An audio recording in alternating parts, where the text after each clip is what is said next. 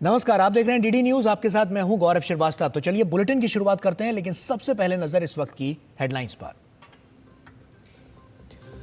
मेघालय की गारो हिल्स में आई बाढ़ से अब तक 15 लोगों ने गंवाई जान। भारी बारिश के बाद कई जगह हुई भूस्खलन की घटना, कई लोग लापता।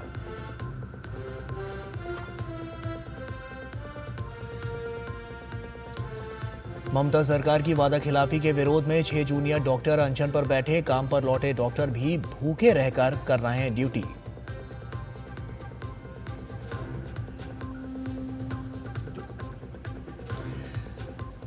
आठ अक्टूबर को 92वें वायुसेना दिवस से पहले चेन्नई में विशेष एयर शो का आयोजन। शो में तेजस, प्रचंड, डकोटा और हॉवर्ड जैसे हेरिटेज एयरक्राफ्ट शामिल।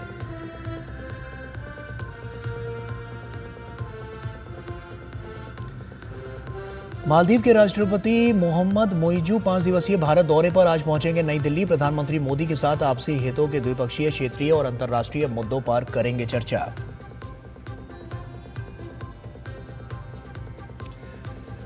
गाजा में एक मस्जिद पर इजरायली हवाई हमले में 24 लोगों की मौत, दर्जनों जख्मी। वहीं इजरायल के हमलों से हिला बेरूत और त्रिपोली। लेबनान ने जवाबी कार्रवाई करते हुए उत्तरी इजरायल पर दागे रॉकेट।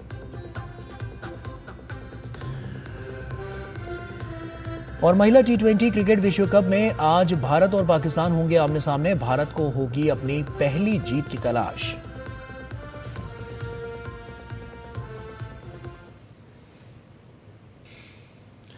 और आइए अब खबरों की शुरुआत करते हैं। पूर्वोत्तर राज्य मेघालय के गारो हिल्स में भारी बारिश के चलते हुए भूस्खलन से अब तक 15 लोगों की मौत हो गई है। राज्य के डालू क्षेत्र में भूस्खलन से हुई तबाही को दूर करने और बचाव अभियान के लिए प्रभावित क्षेत्रों में एनडीआरएफ और एसडीआरएफ की तैनाती की गई है। वहीं मेघालय के रोंगजेंग ब्लॉक के अंतर्गत गोंगडोप गांव में भूस्खलन में दबकर मारी गई मां और बेटी का शव मलबे से बरामद हुआ है। और एक अन्य घटना में डालू वेस्ट गारो हिल्स में एक कार पर पेड़ गिर जाने से एक व्यक्ति की मौत हो गई है। मेघालय के बिजली मंत्री अबू ताहिर मंडल ने आपदा प्रभावित डालू और आसपास के इलाकों में राहत शिविरों का दौरा किया है और प्रभावित परिवारों से बातचीत की।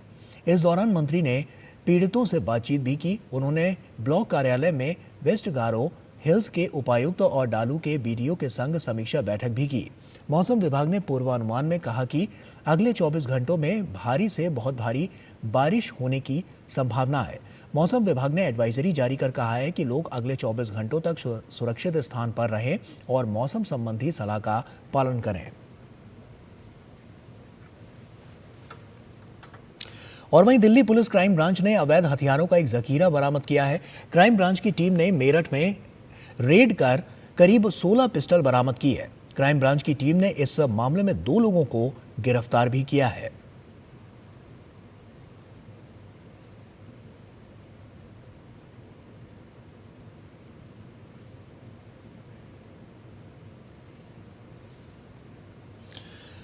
मालदीव के राष्ट्रपति मोहम्मद मोइजू आज से 10 अक्टूबर तक भारत के दौरे पर रहेंगे। 4 महीनों में नई दिल्ली की ये उनकी दूसरी यात्रा होगी। मोइजू की ये भारत की पहली द्विपक्षीय यात्रा होगी। इससे पहले वो जून 2024 में प्रधानमंत्री नरेंद्र मोदी के शपथ ग्रहण समारोह में शामिल होने के लिए नई दिल्ली आए थे। विदेश मंत्रालय ने एक बयान में कहा है कि अपनी यात्रा के दौरान मोइजू राष्ट्रपति द्रौपदी मुर्मू से मुलाकात करेंगे और प्रधानमंत्री मोदी के साथ अपने आपसी हितों के द्विपक्षीय, क्षेत्रीय और अंतर्राष्ट्रीय मुद्दों पर चर्चा करेंगे। मोहम्मद मोइजू मुंबई और बेंगलुरु भी जाएंगे, जहां वो बिजनेस इवेंट्स में शामिल होंगे। विदेश मंत्री डॉक्टर एस जयशंकर ने अरुणाचल प्रदेश में चीनी घुसपैठ की रिपोर्ट का खंडन किया है और कहा है कि वास्तविक नियंत्रण रेखा पर भारत की मजबूत गश्त लगातार चल रही है। नई दिल्ली में प्रेसिडेंट टाइम के एक कॉन्क्लेव में एक सवाल के जवाब में विदेश मंत्री ने ये बात कही। In Arunachal Pradesh, we are very robust in our patrolling to the LAC, and I can tell you that in terms of our patrolling in the LAC, there's been no major change. In the border. I mean, last 5-10 years, maybe even longer. प्रधानमंत्री ने कल मुंबई के लिए metro line 3 का उद्घाटन किया और ये लाइन 14,120 करोड़ रुपए की लागत से तैयार हुई है। इस दौरान प्रधानमंत्री ने बीकेसी मेट्रो स्टेशन से सांता क्रूज तक का सफर भी किया और उन्होंने सहयात्रियों से बातचीत की, उनके अनुभव जाने। उन्होंने अपनी इस यात्रा से के कुछ यादगार लम्हे साझा भी किए हैं, आप भी देखिए।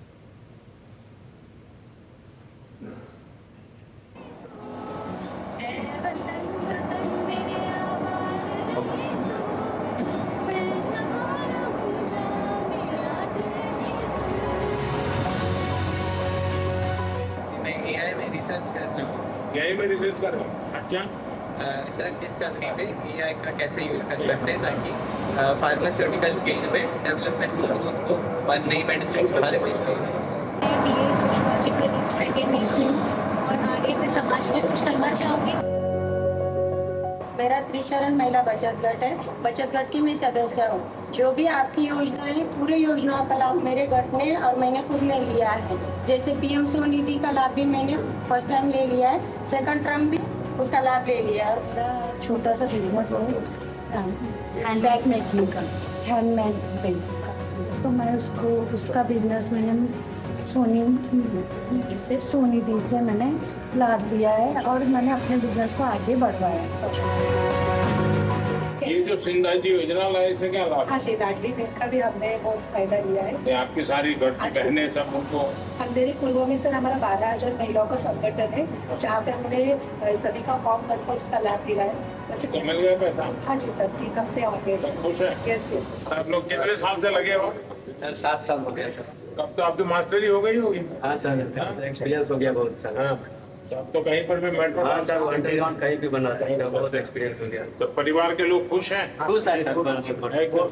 अच्छे काम से। तो परिवार को ऐसे मेट्रो घुमाना फिर? हाँ सर, घुमाएंगे ना सर। हमको बताना कि आपने मेहनत की है। हाँ सर।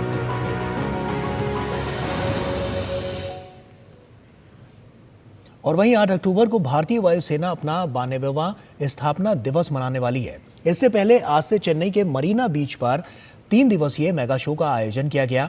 इस एयर शो में तंजावुर, ताम्बराम, अरक्कोणम, सुलूर और बेंगलुरु से भारतीय वायुसेना के करीब 72 विमान हिस्सा ले रहे हैं। 21 साल बाद चेन्नई वायुसेना दिवस समारोह की मेजबानी कर रहा है।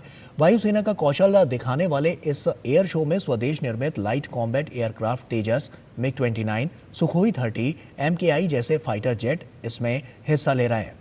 इनके अलावा सारंग हेलीकॉप्टर डिस्प्ले टीम और सूर्य किरण एरोबॉटिक्स टीम भी हवा में अपना हुनर दिखा रही है। साथ ही लाइट कॉम्बैट हेलीकॉप्टर प्रचंड और एडवांस लाइट हेलीकॉप्टर ध्रुव MK4 भी इसमें हिस्सा ले रहे हैं।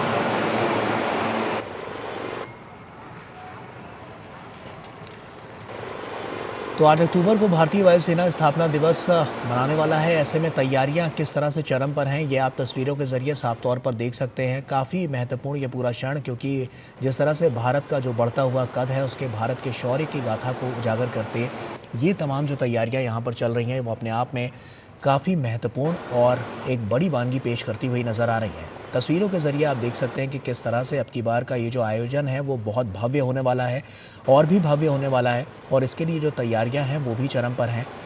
अलग अलग तरह से यहाँ पर जो जहाज़ हैं वो अपने यहाँ पर कार्यशैली को भी दर्शाएंगे, और साथ ही साथ जिस तरह से जो स्थितियां हैं और भारत का जो शौर्य और पराक्रम की जो गाथा है उसको किस तरह से और ज़्यादा विकसित करने की जो कड़ी है उसमें भागीदारी अपनी निभाते हुए नजर आएंगे। तो 8 अक्टूबर को भारतीय वायुसेना का स्थापना दिवस है, जिसके लिए तैयारियां चरम पर है।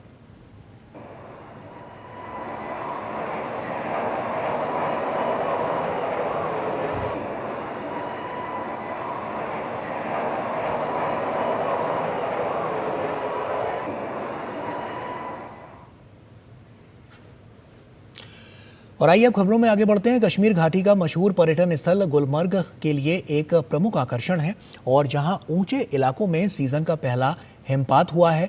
बर्फबारी के कारण बर्फ की एक झीनी सफेद चादर चारों ओर बिछी नजर आई। इससे तापमान में काफी गिरावट देखी गई है, जबकि कश्मीर के मैदानी इलाकों में बारिश हुई है। अधिकारियों ने बताया कि गुरेज बांदीपोरा सड़क यातायात के लिए खोल दी गई है, और किसी भी आपात स्थिति में वो डीसी कार्यालय बांदीपोरा में स्थापित नियंत्रण कक्ष में संपर्क कर सकते हैं। वहीं लोगों ने इस बर्फबारी का काफी आनंद भी लिया है। पर्यटकों ने कहा है कि वादियों का ये खूबसूरत नज़ारा बेहद यादगार है।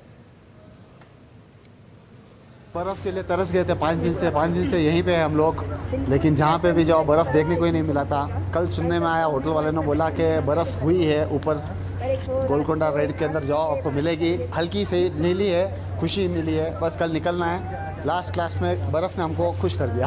कश्मीर नाम सुन के पहले सबसे पहले बर्फ़ ही आता है दिमाग के अंदर, लेकिन वो अभी पूरी हो गई। कश्मीर तभी जन्नत रहेगी जब इधर बर्फ़ रहेगा, पर अगर लोग हमारे जैसे आए पहले ही अक्टूबर में तो अच्छा नहीं रहेगा, बाद में ही आना चाहिए। तो कश्मीर की जन्नत और वादिया का मजा लो। नाइस एक्सपीरियंस यहाँ पर। थोड़ा ही मिला था, अभी नवंबर उतना होता है कि नवंबर से लोगों को स्नो मिलता है, हम लोग को अक्टूबर मिल गया। It's nice. और उधर उत्तर प्रदेश के मुख्यमंत्री योगी आदित्यनाथ आज प्रयागराज के दौरे पर हैं। योगी आदित्यनाथ ने महाकुंभ की तैयारियों की समीक्षा की और संगम में दर्शन और पूजन किया। सीएम योगी आदित्यनाथ प्रयागराज से महाकुंभ का लोगो का अनावरण भी किया।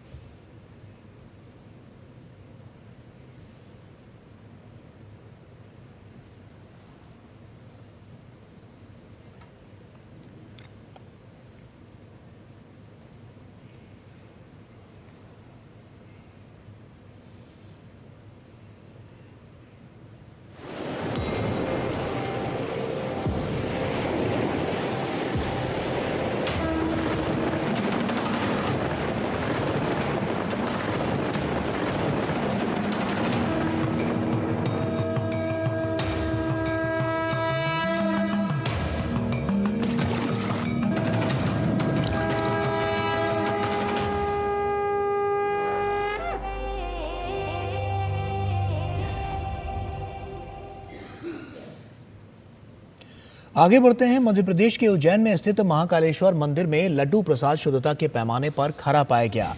उज्जैन संभागीय आयुक्त और उज्जैन दुग्ध संघ के प्रशासक संजय गुप्ता ने कहा कि एक श्रद्धालुओं द्वारा प्रसाद का FSSAI मान्यता प्राप्त लैब में टेस्ट करवाया गया।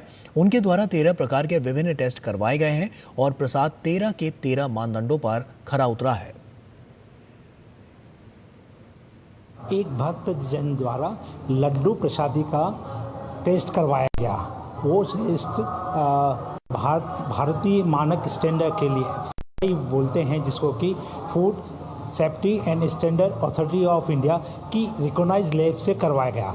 उनके द्वारा 13 प्रकार के डिफरेंट टेस्ट करवाए, और ये बड़ी खुशी की बात है कि प्रसादी 13 की 13 मापदंडों में प्रसादी में वो खरा उतरा। भक्तों की भावनाओं के लिए ये बहुत ही अच्छी बात है कि एक थर्ड पार्टी ने यहाँ का एनालिसिस करवा के भक्तजनों की आस्था का पूरा ध्यान रखा जाता है। और राजस्थान के बारानगर में कृषि उपज मंडी में आरएसएस के स्वयंसेवकों की एक सभा को संबोधित करते हुए सरसंघचालक मोहन भागवत ने कहा कि समाज में आचरण का अनुशासन, राज्य के प्रति कर्तव्य और लक्ष्य उन्मुख होने का गुण होना आवश्यक है, और इसी के साथ हमें एकजुट होना होगा, तभी हम सुरक्षित रह सकते हैं। उन्होंने कहा कि अपनी सुरक्षा के लिए हिंदू समाज को भाषा, जाति और प्रांत के मतभेदों और विवादों को दूर करके एकजुट होना होगा। समाज ऐसा होना चाहिए जिसमें संगठन, सद्भावना और आत्मीयता का आभास हो। भगवान बचाओ, अरे भगवान उनको बचाता है जो खुद कुछ करते हैं। वो पांडव जब अपने शस्त्र निकालकर रथ में बैठे युद्ध के लिए, तब भगवान ने उनका सारथ्य किया। भगवान का तो सामर्थ्य था, कुछ करने की जरूरत नहीं थी। भ्रुकुटी टेढ़ी कर देते तो सब दुष्ट लोग मर जाते, लेकिन भगवान ने ऐसा नहीं किया। क्यों? भगवान ऐसे कभी करता नहीं। काम तो उसकी दुनिया में जिन्होंने जन्म लिया है उन्हीं को करना पड़ता है। सत्य संकल्प के पीछे भगवान सहायभूत होकर खड़े हो जाते हैं, छोटी छोटी परीक्षाएं लेके रहते हैं। और वहीं कोलकाता के आरजीकर अस्पताल में डॉक्टर के साथ रेप और मर्डर केस के खिलाफ प्रदर्शन कर रहे जूनियर डॉक्टर्स अब आमरण अनशन पर हैं। ममता सरकार की ओर से उनकी मांगों को लेकर कोई प्रतिक्रिया नहीं देने पर कल रात डेडलाइन खत्म होने के बाद उन्होंने आमरण अनशन की घोषणा कर दी। पहले चरण में 6 जूनियर डॉक्टर आमरण अनशन पर बैठे हैं। जो जूनियर डॉक्टर काम पर लौट गए हैं वो भी बिना कुछ खाए पिए मरीजों का इलाज कर रहे हैं। अपने 10 सूत्रीय मांगों को पूरा करने के लिए राज्य सरकार को इन्होंने 24 घंटे का समय दिया था। इनकी मांगों में दरिंदगी की शिकार डॉक्टर के परिवार को जल्द न्याय, स्वास्थ्य सचिव को पद से हटाना, सरकारी अस्पतालों में पर्याप्त सुरक्षा व्यवस्था और धमकी की संस्कृति खत्म करना, सेंट्रलाइज्ड रेफरल सिस्टम और खाली बिस्तरों की डिजिटल निगरानी की व्यवस्था समेत कई मांगे शामिल हैं।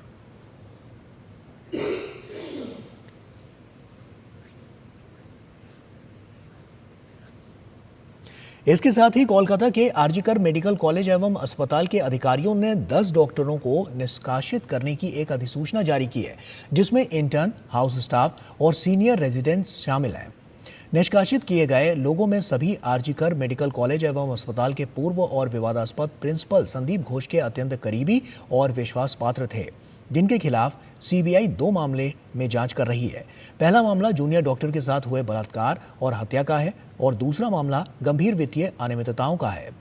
निष्कासित किए गए लोगों पर गंभीर आरोप हैं, जिनमें दूसरों को परीक्षा में फेल करने या छात्रावास से निकाल देने की धमकी देना, जूनियर छात्रों को विशेष राजनीतिक दल में शामिल होने के लिए मजबूर करना, यौन उत्पीड़न और दुर्व्यवहार, जबरन धन वसूली, छात्रों के खिलाफ झूठी एफआईआर दर्ज करना और कुछ छात्रों को टारगेट कर शारीरिक हिंसा करना शामिल है।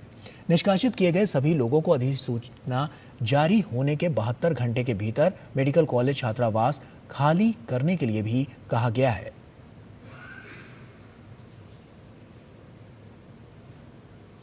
पश्चिम बंगाल के दक्षिण 24 परगना में ट्यूशन पढ़ने निकली छात्रा के अपहरण के बाद हत्या को लेकर आसनसोल में बीजेपी के बैनर तले लोगों ने विरोध प्रदर्शन कर रैली निकाली।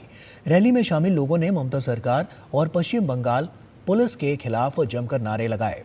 रैली में शामिल एक प्रदर्शनकारी ने बताया कि बंगाल में लगातार महिलाओं के खिलाफ बलात्कार और हत्या की घटनाएं हो रही हैं। ममता सरकार को तुरंत इस्तीफा देना चाहिए।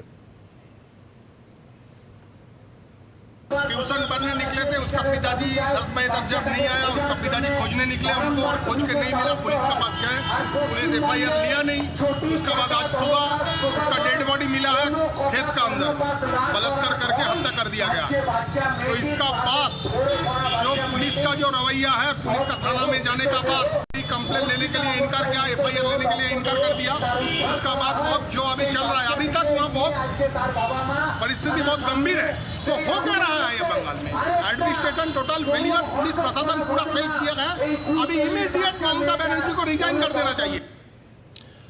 और वहीं पिछले कुछ महीनों में कई सपा नेता बेहद संगीन अपराधों में गिरफ्तार हुए हैं, जिसे लेकर भाजपा आईटी सेल के प्रमुख अमित मालवीय ने समाजवादी पार्टी के मुखिया अखिलेश यादव पर निशाना साधा है। अमित मालवीय ने सोशल मीडिया एक्स पर पोस्ट करते हुए लिखा कि कपड़े उतारने से सपाइयों का चरित्र नहीं बदलता। अगर फेक वीडियो ही डालने हैं तो राहुल गांधी से कोचिंग क्यों नहीं लेते? वैसे पिछले कुछ दिनों में कई सपा नेताओं पर लगे रेप और आपराधिक केसों के बारे में क्या कहना है? ये सभी सपा अध्यक्ष अखिलेश यादव के करीबी हैं। सपा प्रमुख के बेहद करीबी पूर्व विधायक रामेश्वर यादव और भाई जोगेंद्र यादव पर रेप का एक और केस दर्ज कराया गया है। एटा में नौकरी देने के बहाने बुलाना, हाथ पैर बांधकर दरिंदगी की थी। ये कार्रवाई 9 साल बाद पीड़िता की शिकायत पर हुई है। बीते 2 से 3 महीने में कई सपा नेता बेहद संगीन अपराधों में गिरफ्तार हुए हैं। अयोध्या में सपा नेता मोहित खान और राजू खान को गिरफ्तार किया गया। अखिलेश की ही संसदीय सीट कन्नौज से नवाब सिंह यादव को एक नाबालिग लड़की से बलात्कार के आरोप में गिरफ्तार किया गया था। 6 सितंबर को यूपी पुलिस ने सपा कार्यकर्ता शाहबान को गिरफ्तार किया था, जिसने दलित नाबालिग का बलात्कार किया था। यूपी पुलिस ने सपा विधायक जाहिद बेग को पत्नी सहित गिरफ्तार किया है, जिसके घर से एक नाबालिग लड़की की लाश मिली थी जो वहां काम करती थी। सपा के पूर्व प्रदेश सचिव वीरेंद्र बहादुर पाल पर भी इसी महीने बलात्कार के मामले में एफआईआर दर्ज हुई है, जिसके बाद से वो फरार हैं। अयोध्या सांसद अवधेश प्रसाद के बेटे अजीत प्रसाद पर ही हाल ही में किडनैपिंग, मारपीट और धमकी का केस दर्ज हुआ है। हर मामले में सपा यही कह रही है कि हमें फंसाया गया है, साजिश हुई है। सरकार बदले की भावना से कार्रवाई कर रही है, लेकिन सपा की एक भी बात कोर्ट में साबित नहीं हुई है।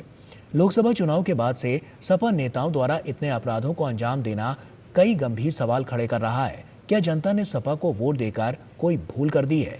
इन तमाम मामलों पर सपा अध्यक्ष अखिलेश यादव की चुप्पी हैरान करने वाली है। डीएनए टेस्ट की मांग भी नहीं कर रहे, ऐसे कैसे चलेगा? मुंबई के चेंबूर इलाके की एक दुकान में लगी आग में एक ही परिवार के 7 लोगों की मौत हो गई। ये भीषण हादसा सुबह करीब 5:15 बजे सिद्धार्थ कॉलोनी में हुआ। सभी मृतक एक ही परिवार के हैं। यह हादसा तब हुआ जब परिवार के सभी सदस्य सोए हुए थे। आग की सूचना मिलते ही दमकल विभाग मौके पर पहुंचा और पीड़ितों को रेस्क्यू किया। फिर उन्हें राजावाड़ी अस्पताल ले जाया गया, जहां चिकित्सकों ने उन्हें मृत घोषित कर दिया।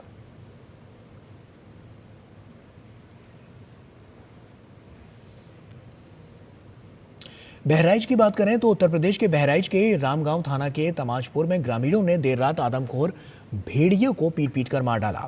वहीं भेड़िए के हमले में एक बकरी की भी मौत हो गई। यूपी के बहराइच में अब तक 6 आदमखोर भेड़ियों को मारा जा चुका है।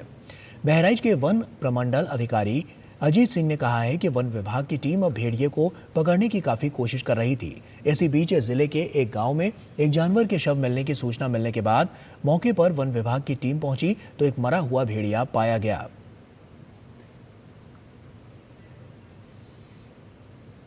साढ़े 8 बजे सूचना मिली कि एक जानवर बकरी को ले जा रहा था, जिसको कुछ लोगों ने मार दिया। तो हम वहाँ गए तो देखा मौके पर तो वो भेड़िया और बकरी दोनों साथ में मरे पड़े थे।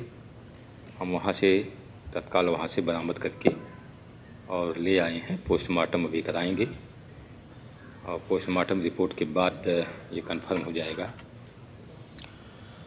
और सीबीआई ने नीट परीक्षा पेपर लीक से जुड़े मामले में 21 आरोपियों के खिलाफ सीबीआई की विशेष कोर्ट में एक चार्जशीट दाखिल की है। ये चार्जशीट अब पटना स्थित सीबीआई के विशेष कोर्ट में दाखिल की गई है।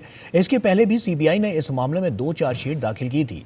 सीबीआई अब तक कुल 3 chargesheet NEET paper leak case में दाखिल कर चुकी है, जिसके अंतर्गत करीब 40 आरोपियों के खिलाफ अब तक चार्जशीट दाखिल की गई है। और आने वाले दिनों में इसी केस में जैसे तैसे तफ्तीश का दायरा आगे बढ़ेगा। कुछ और सप्लीमेंट्री चार्जशीट दायर की जा सकती है।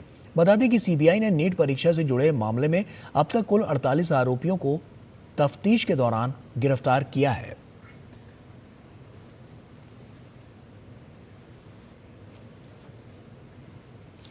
इमरान खान की पार्टी पाकिस्तान तहरीके इंसाफ पीटीआई के विरोध प्रदर्शन से उपजी अशांति के कारण रावलपिंडी और इस्लामाबाद में मोबाइल फोन सेवाएं तीसरे दिन भी बाधित हैं।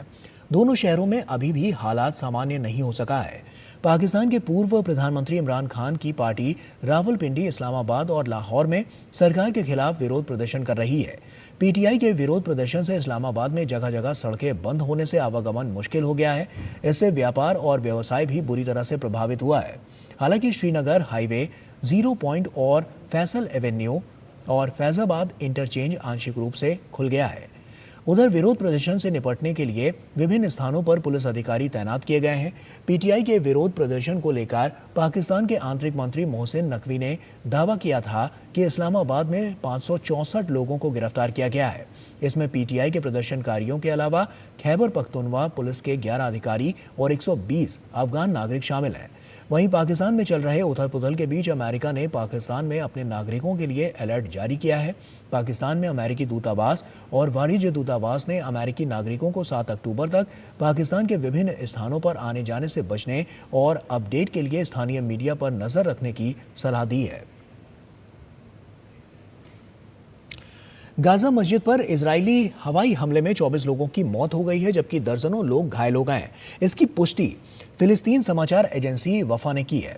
फिलिस्तीनी समाचार एजेंसी के अनुसार मध्य गाजा पट्टी के दीर अल बलाह और अल अक्सा अस्पताल में उसके पास मस्जिद पर हमला हुआ और यह हमला तब हुआ जब फिलिस्तीनी क्षेत्र में इजराइल और हमास के बीच युद्ध अपनी पहली वर्षगांठ के करीब पहुंच गया।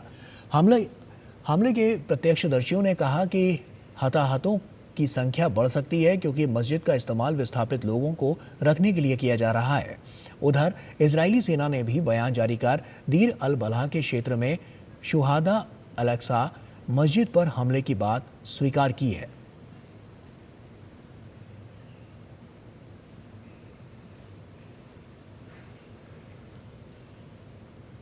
भारत और बांग्लादेश के बीच 3 मैचों की T20 क्रिकेट सीरीज की शुरुआत आज से हो रही है। सीरीज का पहला मुकाबला ग्वालियर में खेला जाएगा।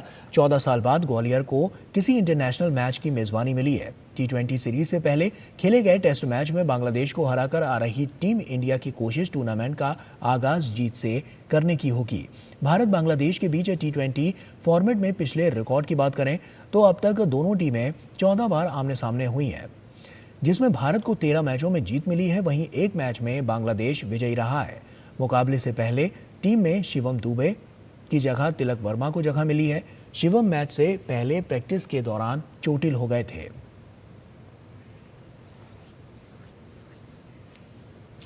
महिला T20 क्रिकेट विश्व कप में आज भारत और पाकिस्तान एक दूसरे के आमने सामने होंगे।